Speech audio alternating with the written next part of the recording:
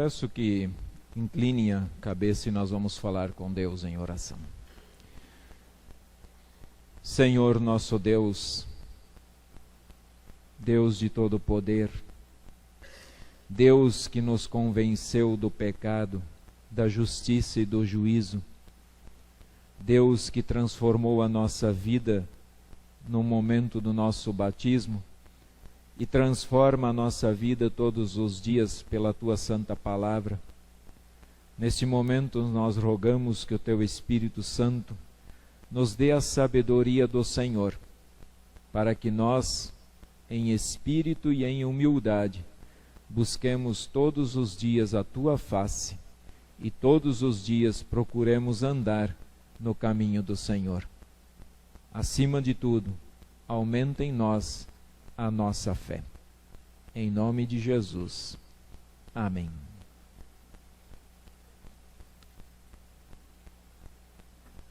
Queridos, nós tivemos alguns dias atrás motivos que fez o país todo parar e nos estádios de futebol muitos prestaram a sua homenagem da sua maneira, com um minuto de silêncio. Às vezes um minuto de silêncio não diz aquilo que de fato deveria se dizer. O que é um minuto de silêncio? Se nós ficarmos aqui em silêncio, será que de fato nós estaremos pensando nas coisas lá do alto? Ou talvez nós deveríamos aproveitar aquele pequeno espaço de silêncio e naquele momento no microfone anunciar a palavra de Deus. Pensemos sobre isso. Esta semana, a nossa congregação chorou a morte da nossa irmã Hilda Teichmann, que levamos hoje de manhã ao cemitério. Também hoje, na Turquia, um novo atentado. A princípio, 15 pessoas mortas e muitas feridas. E nós, como um povo de Deus, olhando para tudo isso, e não só como o povo de Deus, mas todos que estão lá fora, pessoas que não creem, como eles encaram todas essas situações, como eles estão olhando todos esses atentados, essas mortes. Com certeza, muitos com o coração quebrantado, cheio de dúvidas. Mas Deus nos chamou para uma missão e Ele diz para nós na leitura do texto de Isaías, Ele diz para nós firmarmos os nossos joelhos, fortalecei as mãos frouxas e firmai os joelhos vacilantes. Dizei aos desalentados de coração, sede fortes, não temais, eis o vosso Deus. Não importa, ele está dizendo, não importa qual a situação da pessoa. É claro que aqui o texto ele é específico ao povo de Deus, que talvez está enfrentando uma situação difícil de ser encarada e de ser administrada. Mas olhemos agora com um espírito missionário, olhando para as outras pessoas. Será que também não deveríamos, mesmo aos descrentes, dizer: firmai as mãos frouxas. Firmem os vossos joelhos diante do altar do Senhor, porque a força que precisamos não está em nós, mas está em Deus, que pela sua graça e misericórdia nos concede pelo seu Espírito. Deveríamos dizer aos desalentados de coração: aqui está o teu Deus. E aí nós temos no texto da epístola algo maravilhoso, que também ele pede para que firmem, para que estejam fortalecidos. Ele diz: sede vós também pacientes e fortalecei o vosso coração, pois a vinda do Senhor está próxima. De novo ele está apontando para o povo de Deus e dizendo: povo, olhe para Jesus. Firmem os vossos joelhos, firmem as vossas mãos, não se deixem iludir pelas coisas do mundo. Não se deixem enganar por tantas coisas que circulam aí fora. E nós temos o texto do Evangelho falando de um grande profeta, de um profeta que veio somente, mas somente, única e exclusivamente, preparar o caminho de Jesus. E Jesus mesmo diz, do versículo 7 ao 15, ele dá um testemunho sobre esse profeta, João Batista. E que homem! E que fé que ele tinha no coração! No momento do batismo, sem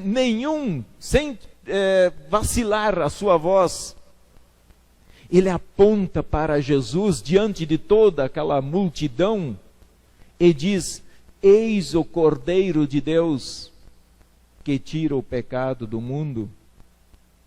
Eu não sou digno nem de ajoelhar e desatar-lhe a sandália dos seus pés, mas ele é o Messias, ele é o ungido, ele é o escolhido de Deus.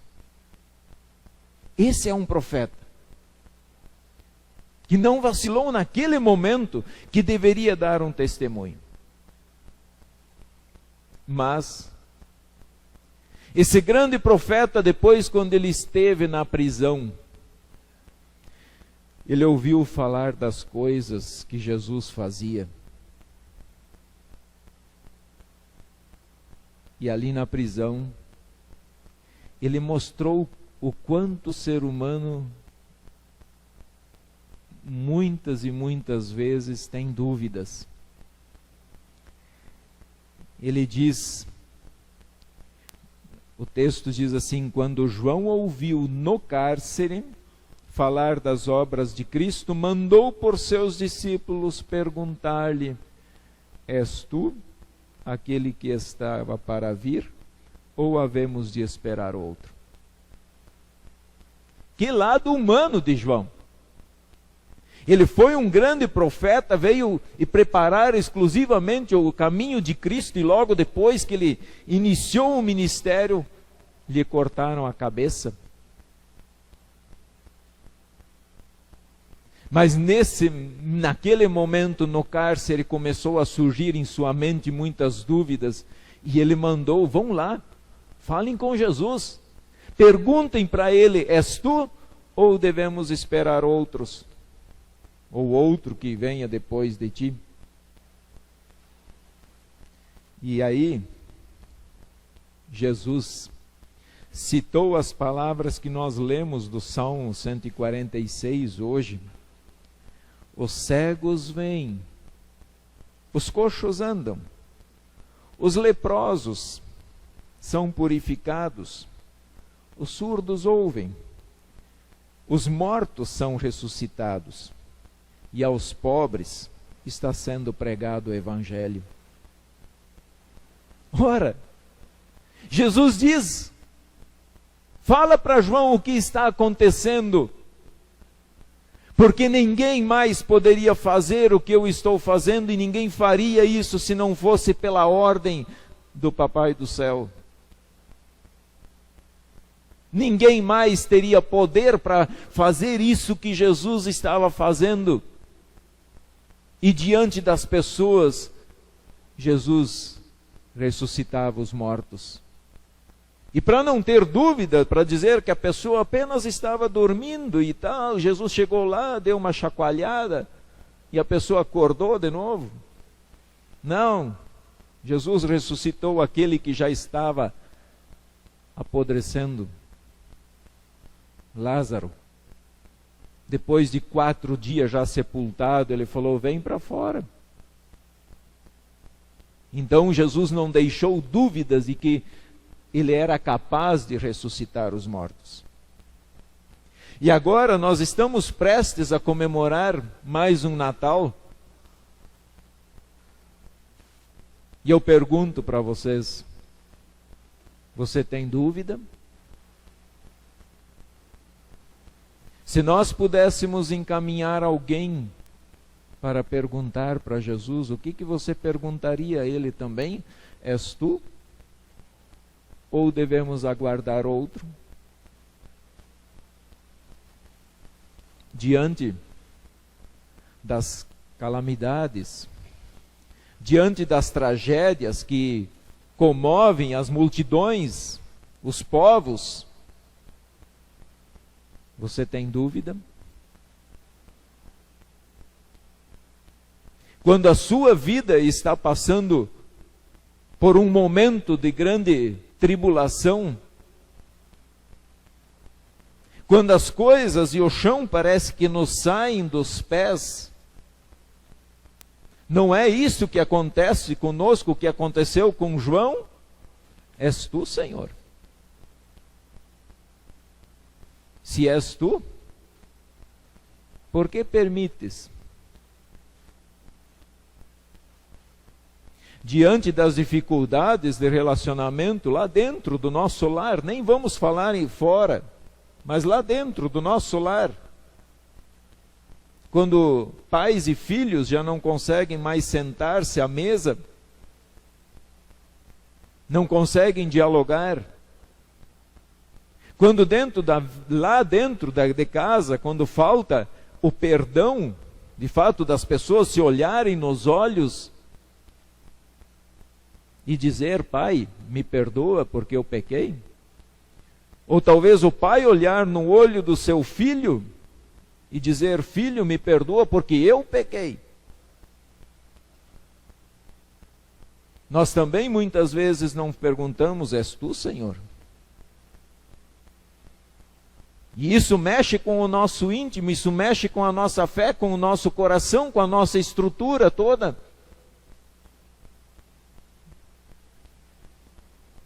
Quando nós somos abatidos pela enfermidade, o que não é fácil, tá? Por mais que tenhamos experiência, Ivanilda e tantas outras aí que trabalham no hospital, uma coisa é lidar quando a enfermidade é dos outros. E então, como é importante Deus colocar, tanto a nós mesmos como talvez alguém outro, do lado da pessoa enferma, para que ela não perca o rumo. Para que ela firme as mãos que estão frouxas e os joelhos que já estão em dúvida se curvam, se não curvam, perante o Senhor. Uma coisa é lidar quando é com os outros, mas quando é comigo? Quando a doença bater na minha porta, quando as dificuldades baterem na minha vida, eu também muitas vezes não pergunto, Senhor, és tu? Ou devemos esperar outros? Ou estamos perdendo tempo dentro da igreja? Ou nossas orações não passam de palavras vazias? Ou não confiamos plenamente no Senhor? E quando a morte, que é algo tão cruel, que não pede licença. A morte não pede licença.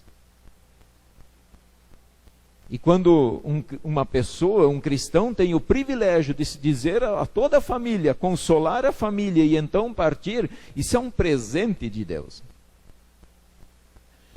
Que não acontece para todo mundo. Alguns Deus dá essa graça. De antes de partir, a pessoa que vai falecer, ela diz: calme, fiquem tranquilos. Mesmo partindo hoje, eu estarei no céu. E então Deus o leva. Quando a morte bate lá na nossa casa, e não é fácil. Por mais que às vezes nós estejamos esperando, entre aspas, esperando, vai ser agora, vai ser daqui a pouco, vai ser daqui 2 horas. Mas quando ela vem, então nós temos a plena certeza de que nessa vida nós não abraçaremos, nós não tocaremos, nós não conversaremos, nós não diremos mais eu te amo, que a pessoa não vai ouvir. Até podemos dizer, mas ela não escuta, ela não responde. Então, diante da morte e do luto, muitas vezes nós também não perguntamos: és tu? Ou devemos esperar outros? Por isso, a prova de que é Jesus, eu quero usar as próprias palavras de Cristo. Os cegos veem, os coxos andam, os leprosos são purificados, os surdos ouvem, os mortos são ressuscitados e aos pobres está sendo pregado o Evangelho. Querem outro sinal? Olhem para Cristo. Olhem para a sua obra. Olhem para o que Ele fez. Olhem para a sua morte e olhem para a sua ressurreição. Creia. Não haverá outro sinal a nós. Deus nos deixou a sua palavra.